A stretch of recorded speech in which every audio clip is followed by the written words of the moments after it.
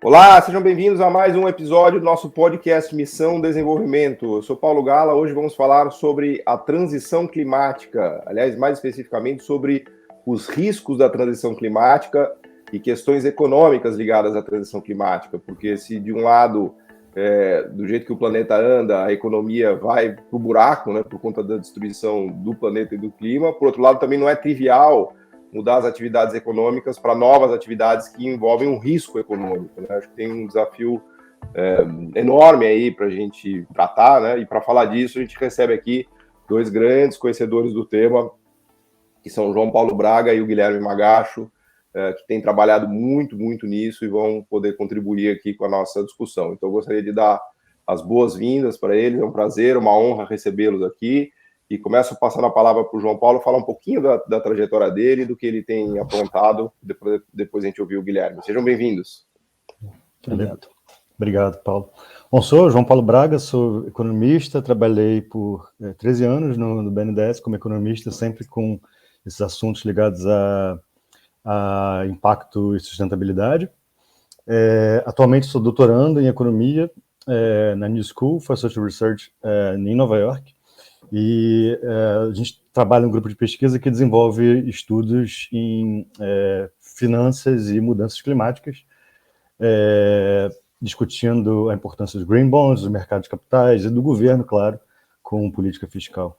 Você já tem qual é o seu orientador? Já tem um orientador aí definido, não? Eu trabalho com o Willis Sandler. Ah, legal. Fantástico. Magacho, conta pra gente o que você anda aprontando. Não, só para introdução aqui, eu fiz meu PhD na Universidade de Cambridge, estudei muito a questão do desenvolvimento, e aí desde que eu terminei o PhD, eu comecei a focar muito mais nessa questão ambiental, mas sob uma perspectiva macroeconômica, né? Então, mais recentemente eu vim aqui para a Agência Francesa de Desenvolvimento, faz um ano e pouco mais de um ano, e eu trabalho bastante com a gente poderia dizer assim, os riscos sistêmicos da transição climática para países em desenvolvimento, de pensar que a gente trabalha muito com países da América Latina e da África, né, um pouco com os asiáticos também, e a discussão que a gente sempre coloca e tenta fazer modelos econômicos para tentar entender é que esses países, nesse processo da transição ecológica, transição para economias de baixo carbono, eles são extremamente vulneráveis, então você tem uma dependência muito grande de recursos que utilizam, que são extremamente emissores em termos de, não só de carbono, mas também todos os outros gases do efeito estufa, né? E a transição pode ser bastante prejudicial para eles, se não for bem feita, né? Então, acho que são eles os mais vulneráveis e as populações que neles habitam. Eu queria começar já perguntando para o João o seguinte: um dos temas-chave aqui do nosso podcast cujo título é Missão Desenvolvimento, é quem toma o risco do desenvolvimento, né? A gente sabe que muitas vezes para um país se desenvolver, a maioria das vezes, né, para que haja desenvolvimento, há uma série de riscos que precisam ser assumidos, né? Muitas vezes a iniciativa privada toma esses riscos, né, de investimento, de desenvolvimento tecnológico. Muitas vezes o setor privado, o mercado e as empresas não tomam esse risco. Quem toma esse risco é o setor público, né? Na figura dos bancos de desenvolvimento, nas figuras de compras de governo, de várias maneiras, né? E o que eu acho curioso, João, isso que eu queria te perguntar, é que, assim, na verdade, existem dois riscos aqui nessa discussão climática, que é, primeiro, o risco de não se fazer nada, né? Porque se não se faz nada, a gente caminha rapidamente para situações dramáticas de seca, de aumento do nível do mar, enfim, para não ficar aqui horas falando do que a gente tem pela frente aí. Mas também há um risco da transição, porque a transição ela precisa ser economicamente viável em alguma medida, um pouco do que o Guilherme falou, né? Porque não adianta a gente transitar para uma economia verde, por assim dizer, mas as atividades não pararem de pé, né? De trazer lucro, de ter uma mínima sustentabilidade. Eu acho que o governo aparece aí como um papel-chave de catalisador, né, de financiador, ou até de imaginador, por assim dizer, dessa nova economia. Então eu te perguntaria, João, como equilibrar esses riscos aí, né, do risco, vamos dizer assim, de não se fazer nada, do risco de fazer novas coisas, e qual é o papel do Estado nisso, né? Você que é um gestor de políticas públicas, né, tendo passado a sua carreira no BNDES, agora trabalhando, né, no doutorado nesse tema, eu queria te ouvir um pouco, né, sobre isso, e depois o Guilherme também. O que a gente tem visto é que os riscos das mudanças climáticas, eles, na verdade, estão muito claros e já postos na mesa, então o risco de não se fazer nada aparentemente é bem maior do que o risco de se fazer e correr riscos de mercado e econômicos associados à implantação de tecnologias verdes e de fazer a transição, né? O mercado financeiro, para o mercado financeiro especificamente, existem dois tipos de riscos, grandes tipos de riscos foram mapeados, que é o risco o risco da transição, que é o risco de ter mudanças de políticas e mudanças de mercado que vão deslocar empresas e deslocar também bancos de certas atividades, porque, de fato, o mercado vai mudar e as políticas vão mudar para serem mais verdes. Esse é um risco. O outro risco é o risco dos desastres climáticos, né? Isso a gente tem visto, as enchentes e etc. Isso impacta ativos e gera perdas econômicas. E o que entra, na verdade, na discussão é que o setor privado ainda é muito orientado no lucro e de curto prazo, né? Então, precificar esses riscos ainda é difícil, e aí que entra o Estado, de fato, né? O que a gente tem visto nas nossas pesquisas nesse tema?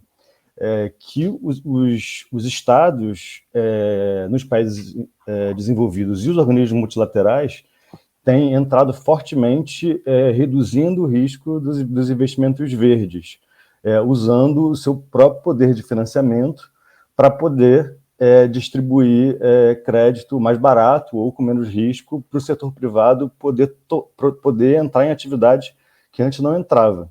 E aí, tanto para garantir que o custo de se manter em atividades intensivas de combustíveis fósseis seja maior, cuja oportunidade, como também reduzindo os riscos do desenvolvimento de novas tecnologias. Então, o que a gente tem visto é que, principalmente, a emissão de green bonds, que é um instrumento privado, na verdade, que é emitido no mercado de capitais e comprado por bancos e por empresas para financiamento a investimentos verdes. Esse tipo de emissão tem sido utilizada pelos governos e pelos organismos multilaterais, como o Banco Mundial e BID, etc., como uma forma de reduzir o custo dos investimentos verdes e mitigar esses riscos. Mas isso daí, assim, até já passando a palavra para o Guilherme, quando a gente fala do mercado de green bonds, né, que eu acho que é uma grande novidade, que parece que finalmente está pegando, né, eu queria ouvir vocês sobre isso, tem uma mão muito pesada do Estado ali, né, o mercado de green bonds, ele não está brotando de iniciativas privadas. É claro que agora as empresas e os bancos começam a ganhar dinheiro com isso, é uma coisa que está entrando vamos dizer assim, na engrenagem, né, do funcionamento do sistema, mas se você puder explorar um pouquinho, Magacho, o papel que o governo teve na criação desses mercados de green bonds e na construção institucional disso, porque no final do dia, eu acho que o que está colocado na mesa é como construir mercados que sejam mais sustentáveis, né? E acho que o papel do Estado nisso é chave, né? Me lembro, por exemplo, uma coisa que está bombando hoje, que são os painéis fotovoltaicos, né? Lá atrás, quando eles inventaram nos anos 60, 70, as células fotovoltaicas, era um negócio absolutamente inviável do ponto de vista econômico, porque o custo de produção era enorme, né? Não fazia o menor sentido. Aliás, os caras descobriram aquilo meio sem querer, parece que foi lá no Bell Labs, eles estavam pesquisando um interruptor para aspirador e, de repente, o cara descobriu que dava para usar a luz para fazer energia e tudo mais, né?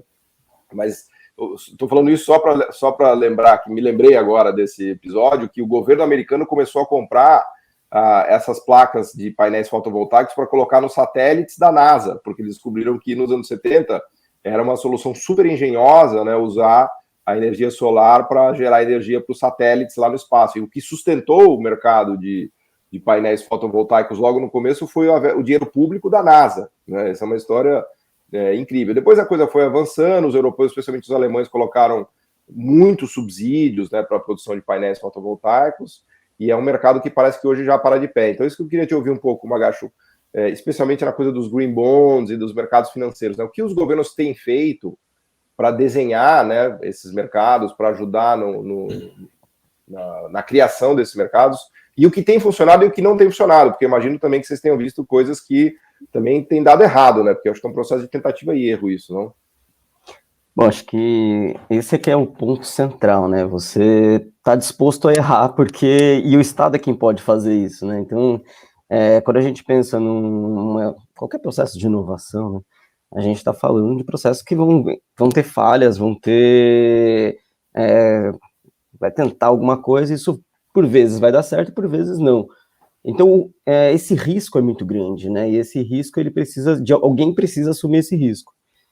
Tem um trabalho bastante interessante da Mariana Mazzucato, né? Um dos vários trabalhos bastante interessantes dela, com o Semeniuk, que eles fazem uma discussão sobre quem pode financiar... Quem é esse outro autor aí que você falou? Semeniuk.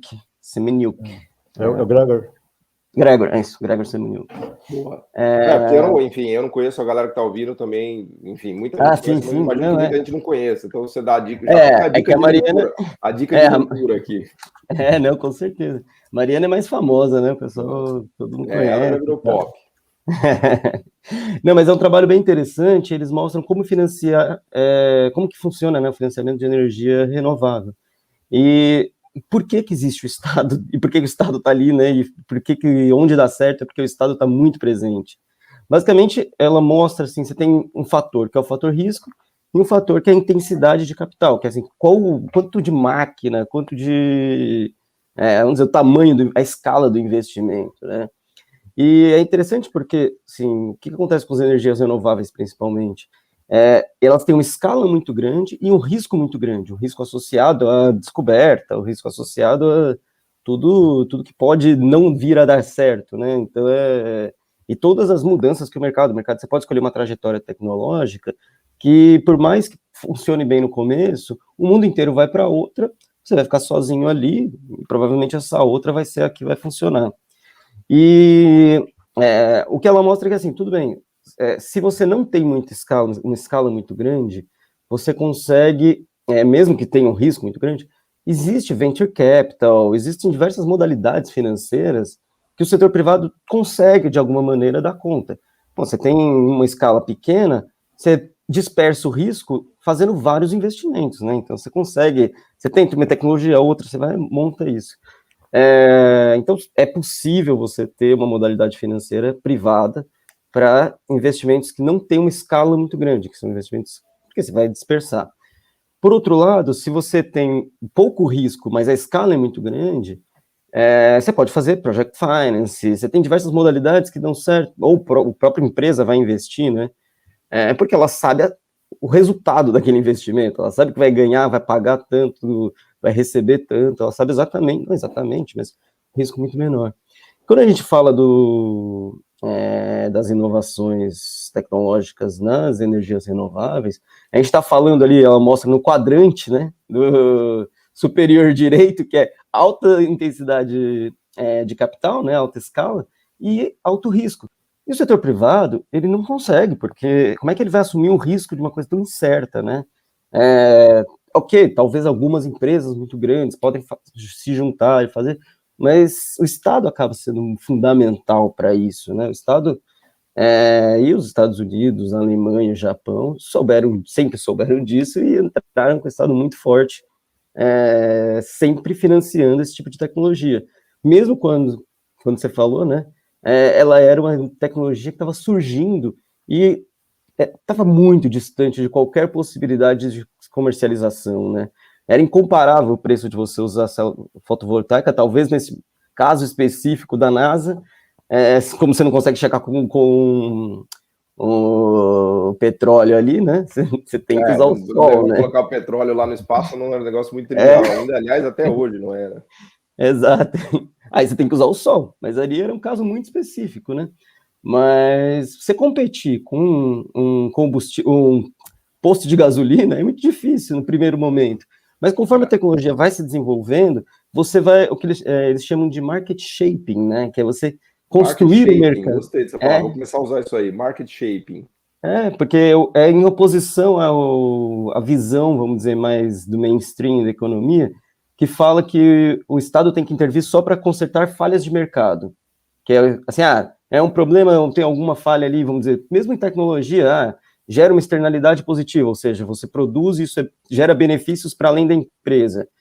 Aí o Estado deveria intervir para poder regular ali, fazer de alguma forma que a empresa ganhe, seja compensada pelos benefícios que ela está gerando para a sociedade, para estimular mais investimento. Mas não, quando a gente está falando desse tipo de tecnologia, a gente está falando de construir mercados que não existem ainda, então não é uma falha. É meio schumpeteriano, né? O Estado schumpeteriano, porque você vai construir mercado, mas é o Estado que vai ter esse papel aí, né? Exatamente, é o Estado que vai construir esse mercado. E aí, quem vai fazer isso e como você vai financiar isso? E aí os Green Bonds entram como, vamos dizer, por um lado, uma solução de longo prazo, né? Porque os Green Bonds, basicamente, você vai ter um custo, pode ser no primeiro momento até maior, mas porque está associado a esse risco, mas você também sabe que esse investimento feito a partir desses bonds, eles são desse tipo de tecnologia que no longo prazo vão compensar. Porque a gente sabe, e hoje acho que está muito mais claro, né? Saiu, acho que foi semana passada, o relatório do IPCC, né, do Painel Intergovernamental para a Mudança Climática. Teve uma mega mobilização aí dos riscos que a gente tem de não fazer nada, justamente. Né? Exato. E aí, pô, vai investir numa tecnologia que é ultrapassada, vamos dizer, nesse sentido, você está vendo, e aí que não vai funcionar, que não vai. E os Green Bonds, eles vêm, são formas que o Estado. No primeiro o Estado, mas agora o setor privado está entrando também, né? É isso que eu queria até passar para o João para perguntar sobre o pulo do gato desses Green Bonds. Qual é o pulo do gato disso? Porque é a isenção tributária que o governo tem ali, é a obrigatoriedade, assim. Qual que é o pulo do gato do mercado de Green Bonds? Porque tem um lado meio mágico disso. Fala, mas peraí, então agora o setor privado, via financiamento, vai ajudar a resolver? O que o Estado está fazendo aí? Conta para a gente o segredo. Isso é super importante destacar, por isso acho que a contradição dos Green Bonds como instrumento de mercado é que, de fato, ele não é um instrumento de mercado puro, no sentido de que, primeiro, quem emite esse título não pode fazer qualquer tipo de investimento. Então, de alguma forma, existe uma certificação que garante que esse investimento tem que ser feito em certos tipos de tecnologia. O que os bancos de desenvolvimento têm feito há anos para garantir melhores condições de mercado. E a gente tem visto que, de fato, esses títulos aparentemente estão garantindo taxas de juros menores pela alta demanda deles. Mas a certificação é dada pelo Estado. A certificação tem que vir de organismos de controle, de regulação. A certificação, você tem empresas certificadoras que são credenciadas, que acompanham isso, e padrões internacionais. A União Europeia tem o seu próprio padrão internacional de certificação para definir o que pode ou não ser classificado como investimento verde, mas existem certificadoras privadas também nesse sentido. Mas, além disso, o papel do governo, que é muito importante, aí varia muito de país a país. Né? Nos Estados Unidos, você tem um mercado gigante de Green Bonds para os municípios, que lá, diferente do Brasil, os municípios, de fato, emitem títulos de dívida, e para esses títulos você tem um subsídio forte do governo para garantir rentabilidade. Tem uma outra forma também de participação do Estado para garantir que o custo, para que esses títulos sejam mais viáveis e que o custo do investimento seja menor, que é o próprio Estado utilizar o poder de emitir dívida dele, o que significa que, por exemplo, o Banco Central Europeu ou o Tesouro da Alemanha, o Banco de Desenvolvimento Alemão, o KfW, o Banco Mundial usa o fato deles terem acesso a privilegiado ao mercado de capitais para emitir títulos, conseguindo, então, taxas baixas e garantindo financiamento para atores privados ou públicos que tenham menor capacidade de tomar risco a custos baixos. Eles se financiam, eles que tomam a dívida diretamente, daí repassam. Eles tomam a dívida diretamente via Green Bonds e aí repassa para atores de maior risco, que é uma atuação clássica de bancos de desenvolvimento, inclusive, né? Então ele usa o balanço dele para mitigar o risco e segurar o balanço de quem não consegue, vamos dizer assim, né? Exatamente. E mais recentemente a gente tem uma discussão grande da atuação dos bancos centrais, né? Porque como é que o Banco Central entra nessa história? Em várias possibilidades, mas se a gente for pensar diretamente no financiamento a investimento verde, a gente sabe que os bancos centrais entram no mercado e compram títulos. Eles têm um poder de fogo absurdo, né? Se os bancos centrais realmente quiserem ajudar a transição para uma economia verde, a bomba nuclear está na mão deles, né? Bomba nuclear verde, que se eles resolverem realmente direcionar recurso de curto prazo barato para isso daí, né? Aí nós estamos dando um salto realmente quântico, né? Mas eu queria trazer um pouquinho a conversa para o Brasil, né? A gente não pode falar de energia verde, de transição climática, de sustentabilidade, sem falar de Brasil, obviamente. Então, pedir para o Guilherme Magacho falar um pouquinho do Brasil, como é que o Brasil se encaixa nessa história, né? Eu sei que é uma pergunta meio heróica, né? Porque a gente precisaria ficar falando horas e horas disso, mas eu queria ter a sua visão, né, do Brasil nesse processo e depois do João também, né? Afinal de contas, nós somos brasileiros e estamos estudando o Brasil e nossa maior preocupação é o Brasil, né? Então, como é que você vê o Brasil nessa história, Magacho? Eu acho que talvez seja uma visão um pouco otimista que eu vou dar aqui, mas talvez seja uma visão das oportunidades, né? E as oportunidades tendem a ser mais otimistas. Eu acho que o Brasil tem um histórico muito forte, né, de investimento em área sustentável. Acho que assim, a criação do Proálcool nos anos 80 fez com que o Brasil se consolidasse como talvez o maior produtor de biocombustíveis do mundo. Não sei se o maior, mas está certamente entre os principais, para veículos automotores de uso de passeio, que é uma coisa muito difícil, porque é um pouco mais fácil quando você tem o Estado atuando, mas quando você tem o veículo de passeio, sei lá, você pega, por exemplo, os ônibus que circulam nas cidades europeias. Em geral, o Estado já conseguiu, em grande medida, transitar para um combustível menos agressivo ao meio ambiente, talvez não seja o melhor possível, mas quando a gente fala de veículo de passeio, que é muito utilizado ainda, né, todas as estradas e tal, o Brasil conseguiu fazer isso com etanol, né, o antigo álcool, agora etanol. E, assim, o Brasil se colocou nesses mercados, e tem gente que fala, não, porque com a entrada do veículo elétrico isso vai acabar, mas as pessoas esquecem que a transição importa muito aí, né? Talvez um dia, em 2100, sei lá, 2080, 70, a gente não tenha mais o carro a álcool etanol, mas calma, até chegar lá vai ter muita coisa, se a gente conseguir chegar lá, né, se o mundo não colapsar antes, espero que não, vai ser extremamente importante esse tipo de veículo, essas tecnologias, e isso coloca o Brasil em uma posição bastante favorável nesse sentido. Em termos de desenvolvimento tecnológico, em termos de produção de equipamentos, em geral, máquinas e equipamentos voltados à energia renovável, o Brasil também, muito por conta da atuação do BNDES, como o João Paulo estava explicando, né, que foi um banco que já entrou muito forte nisso há muito tempo, o Brasil se consolidou como um relevante produtor desse tipo de máquinas, de bens em geral, né, esses chamados produtos verdes, né, produtos que fazem com que você se torne, que você consiga fazer a transição de forma mais rápida. Então, o caso brasileiro, nesse sentido, é bastante positivo. Tem o outro lado da moeda, que é a nossa, talvez, excessiva dependência de commodities, principalmente agora, né,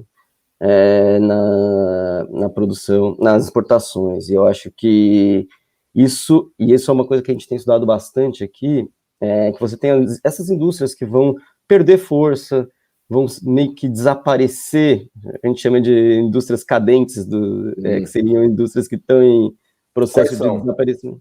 Quais são? Cara, Quais seriam? a principal é combustíveis fósseis, assim, Combustíveis sem fósseis. dúvida. Mas assim, você pode ir para várias outras. Tem substituição de materiais de construção, por exemplo. Na medida em que você substitui o minério, vamos dizer assim, os minérios em geral, por materiais mais orgânicos, você acaba destruindo, essa indústria acaba perdendo força, né, internacionalmente. O Brasil ele tem risco na soja, no minério de ferro e no petróleo, é isso? Exatamente. Aí lascou, hein? Exatamente. A soja, principalmente pela forma como é produzida, né? Acho que você tem que desmatar para conseguir expandir a produção. Né? É muito difícil É possível, mas as tecnologias estão em processo de desenvolvimento, mas para fazer de uma forma mais intensiva é um pouco mais complicado. Então, a nossa dependência desses 3 produtos, que são os 3 principais sempre, né? Faz com que a gente tenha uma exposição muito grande, né? A gente está muito exposto à transição, exposto negativamente, né? À transição ecológica, na medida em que essas indústrias vão perder força internacionalmente, o preço desses bens vai cair, a gente vai ter, não sei, espero que não, mas a gente vai ter diversas dificuldades de arcar com o grande custo, né? Que é o custo de você fazer a transição em si, substituir todas as máquinas.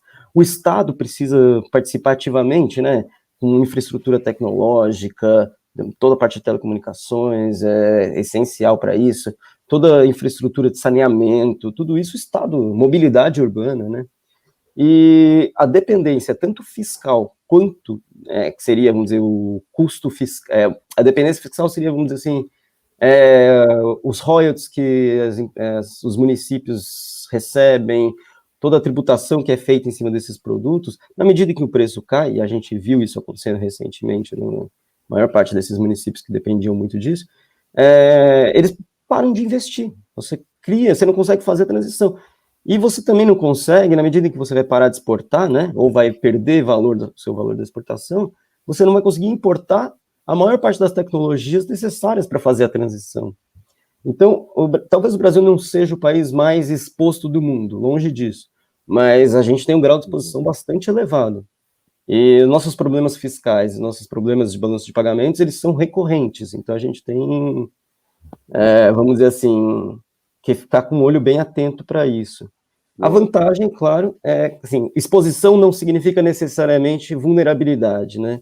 Você tem uma exposição grande, mas a gente tem tecnologia, a gente tem um banco de desenvolvimento extremamente competente, forte, com gente capacitada, para fazer, vamos dizer, essa transição. Vamos, então, aproveitando o gancho, vamos chamar a gente capacitada aqui para também falar do João. Como é que o Brasil, nessa grande questão, assim, imagino que você tenha pensado muito sobre isso na sua vida, até porque o seu trabalho é esse, né? Então, divide com a gente aqui as suas angústias e as suas esperanças. Eu acho que o Guilherme trouxe muito bem a discussão da estrutura industrial e produtiva brasileira, né? Porque é o cerne da questão, como sempre, né? Para o desenvolvimento, né? Os gargalos do desenvolvimento, etc. E desculpa te interromper, essa chuva aí que está caindo aí em Nova York ou em Paris? Só para fazer propaganda aqui do nosso programa internacional. É em Paris. É em Paris? Está chovendo aí, Gui? Aqui não. Tem um barulhinho de água aqui, cara, não sei se é. Aqui no 19 está chovendo. Ah, tá. Aqui no 12 não tá.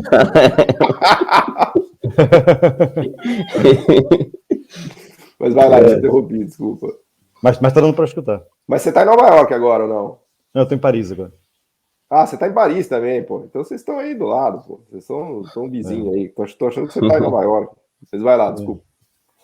Não, mas a estrutura industrial brasileira, né? Porque 50% mais ou menos das emissões brasileiras são puxadas pelo desmatamento da Amazônia. Isso é sabido, isso é discutido. 50%?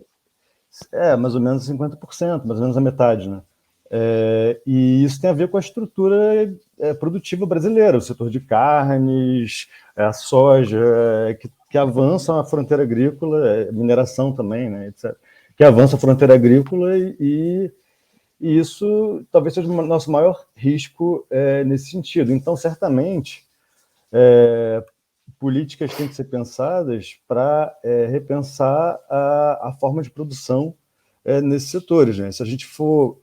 e isso exige, de fato, não só o governo pensar no político industrial, num plano de desenvolvimento, mas também o poder do Estado de financiamento e pensar em novas tecnologias. Se a gente for olhar o setor de carnes, hoje você tem aqueles hambúrgueres que não são carne, que não é de boi, na verdade.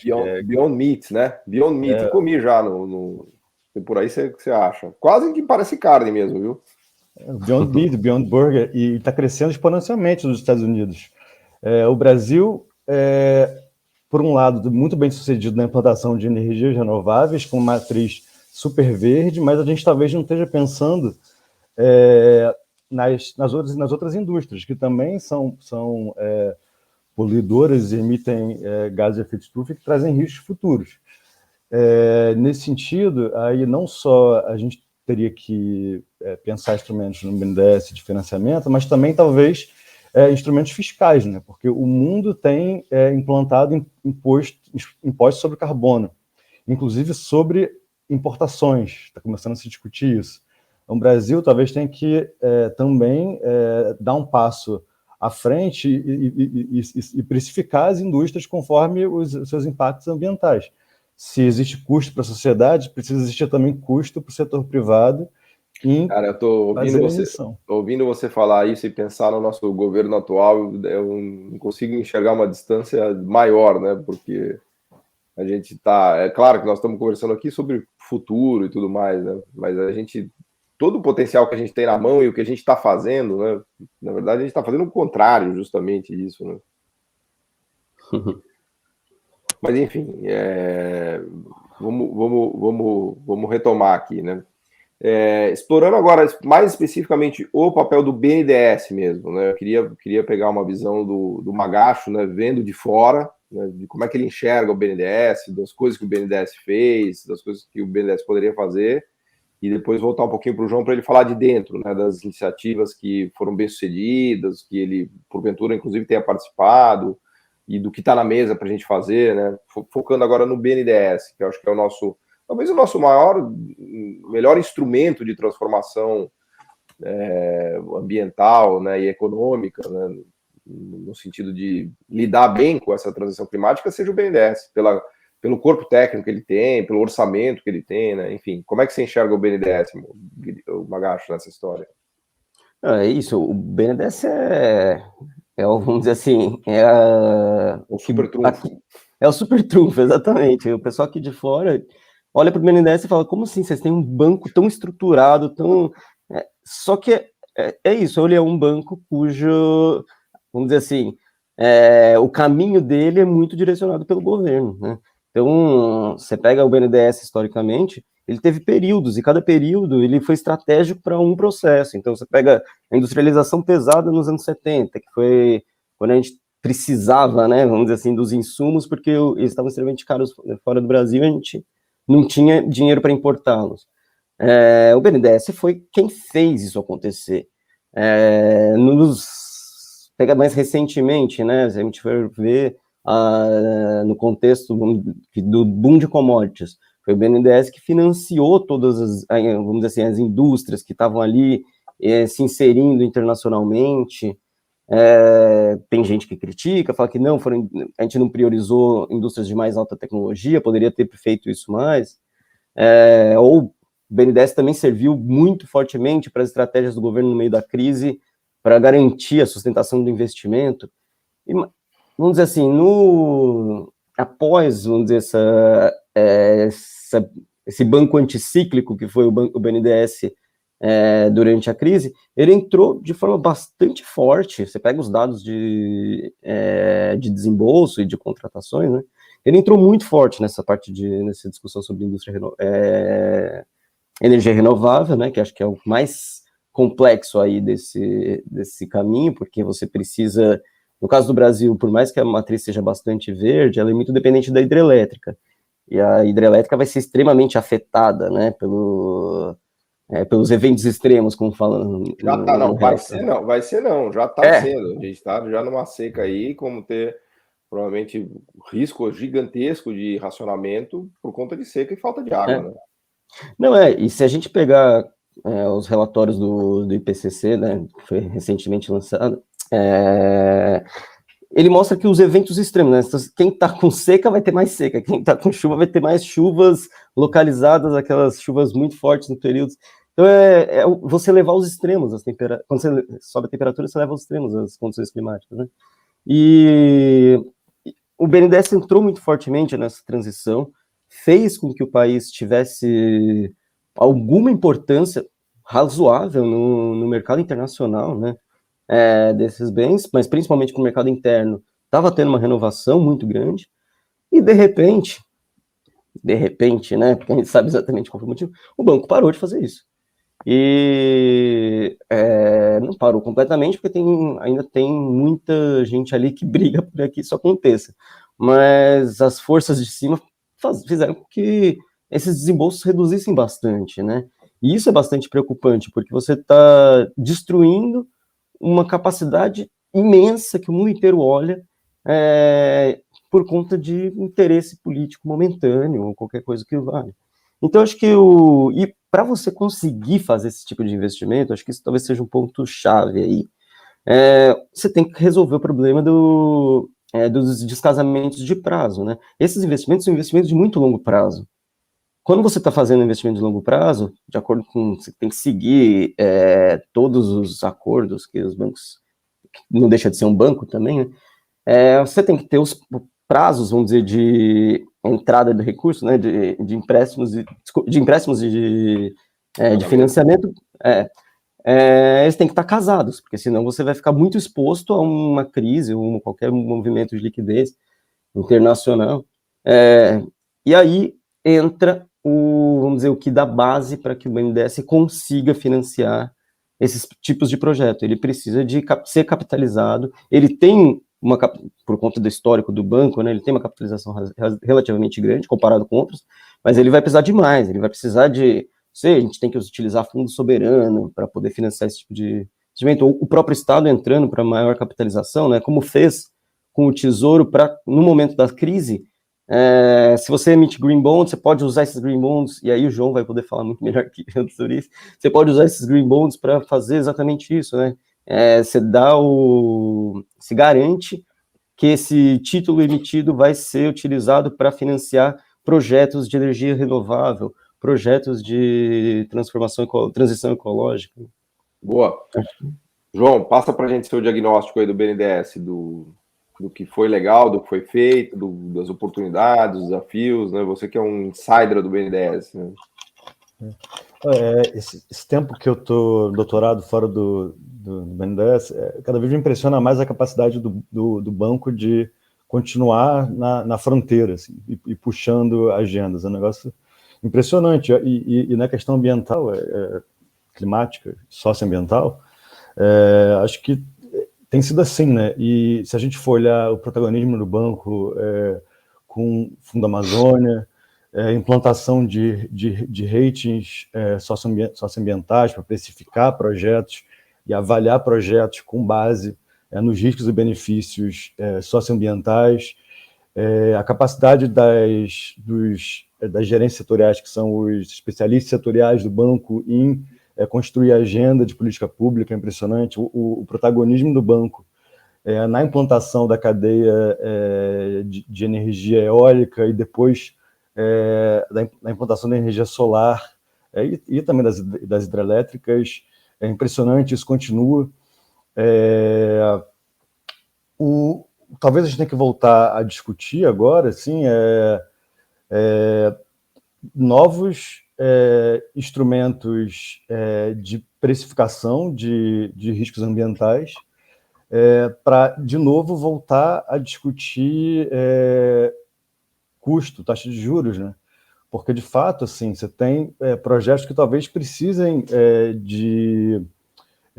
acessar recursos com taxas abaixo de mercado, né? Então, talvez não seja só uma discussão de prazo e volume, para alguns tipos de projeto, principalmente inovação, né? Que o banco precisa voltar a puxar inovação em setores mais intensivos com maior taxa de emissão. Em tecnologia de transição, vamos colocar assim, né? De transição verde. Tecnologia de transição, exatamente, isso é super importante. E um papel que o banco tem desenvolvido nos últimos anos, que é super importante, que é trabalhar de fato como um assessoria e escritório de projetos. E se a gente quer pensar a economia verde, o Brasil, dentro desse novo contexto de economia verde, a gente tem que repensar as cidades, repensar o transporte público, repensar as indústrias, e a expertise que o banco tem em montar projetos de fronteira é um valor para a sociedade brasileira, isso tem que ser ofertado também. Então eu vejo como uma necessidade de voltar a um ativismo, desenhar política para que os instrumentos do banco sirvam para esse novo Brasil menos intensivo em carbono, mais competitivo e mais sustentável que a gente imagina.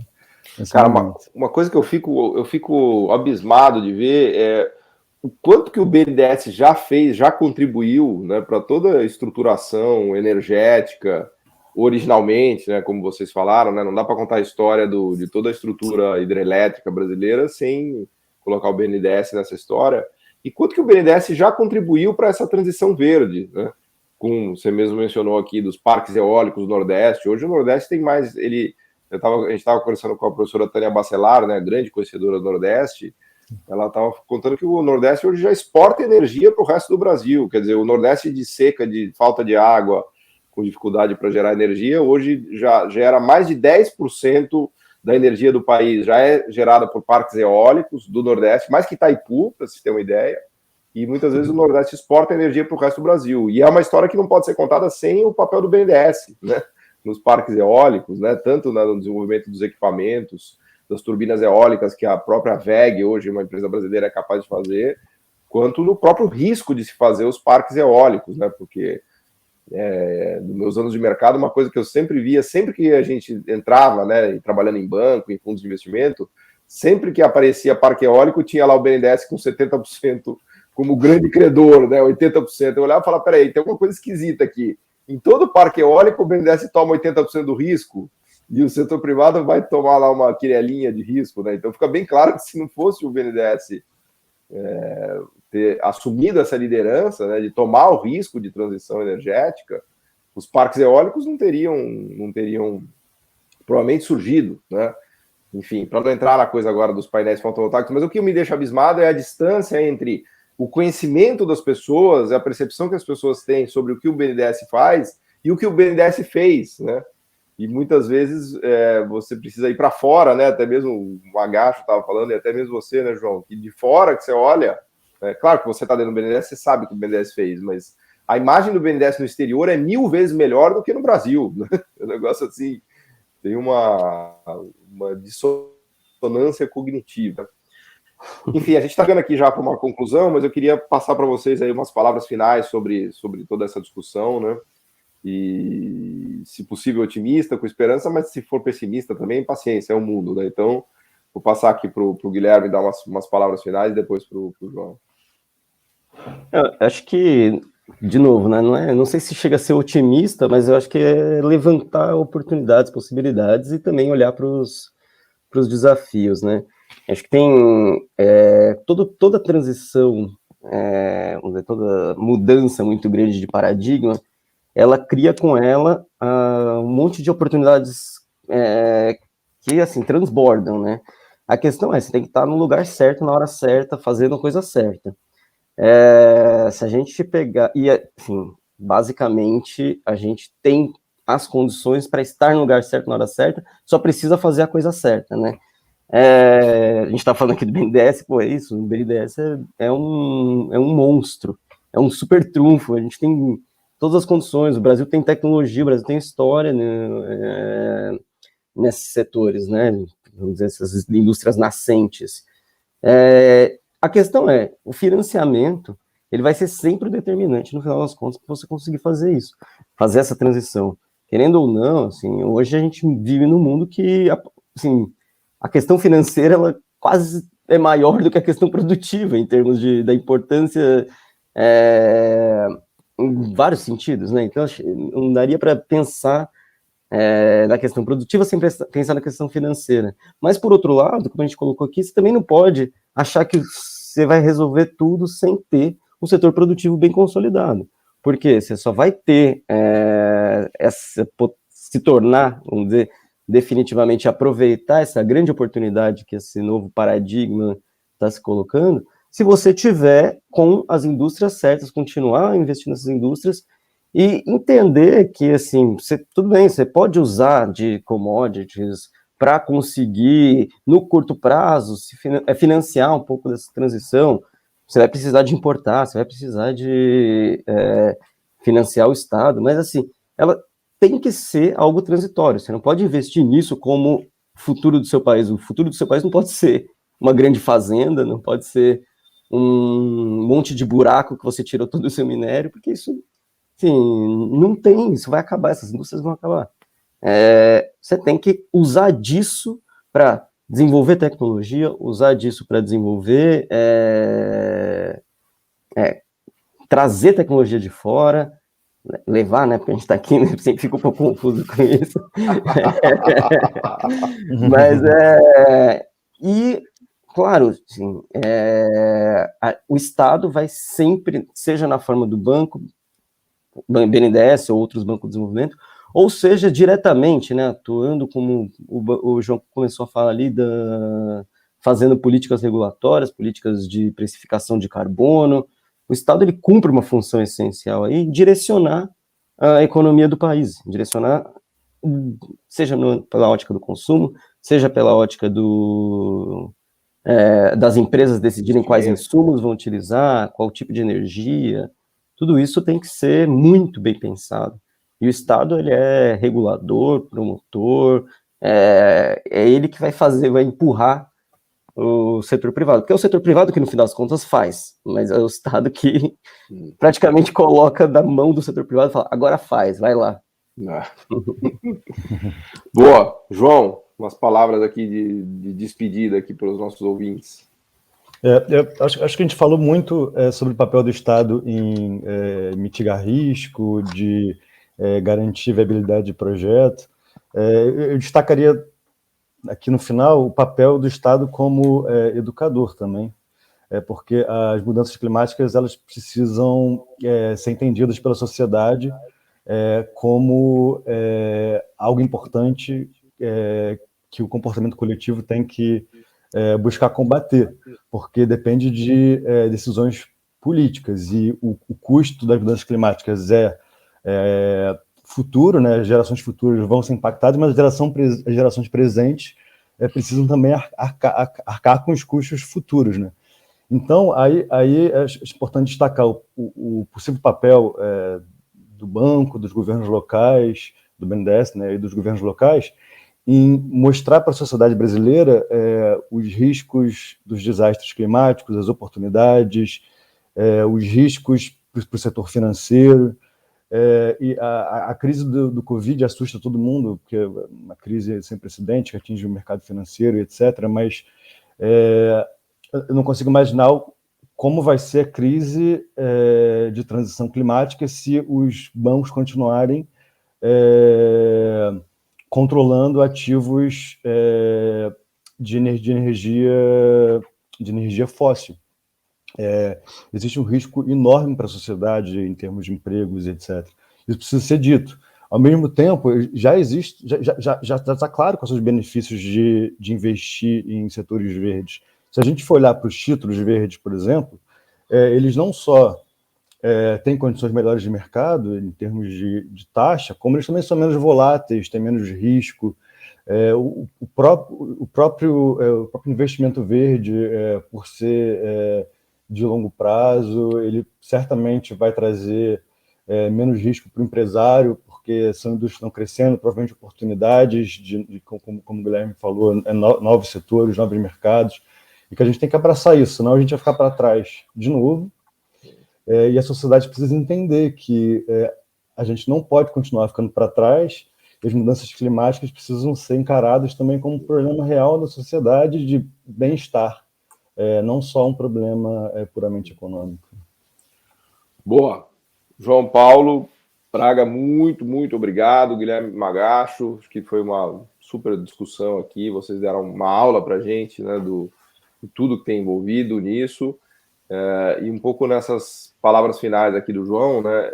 Por bem ou por mal a gente vai aprender isso, né? E é uma coisa que está cada vez mais claro, né? E o Magacho nos lembrou bem que essas mudanças climáticas, né? Que aliás com esses últimos relatórios tem ficado bastante, tem ganhado muita visibilidade, mas as questões climáticas elas vão bater nos extremos, né? Então onde tinha seca vai ter muita seca, onde chovia vai chover muito, a gente vai começar a viver em condições realmente adversas, né? Então se a gente não aprender por bem, né? Conforme o João ressaltava aqui da importância do Estado, né, e da sociedade, né, se educar, né, se educar em relação a isso.